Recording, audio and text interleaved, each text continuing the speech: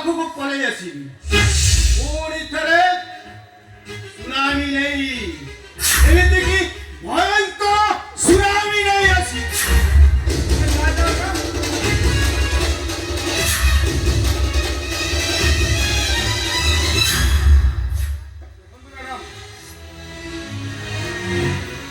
ସେ ଇନ୍ସପେକ୍ଟରଟା ଏଠୁ ପଳେଇଲେଣି ଆପଣ ଥର ଘରକୁ ଯାଇପାରନ୍ତି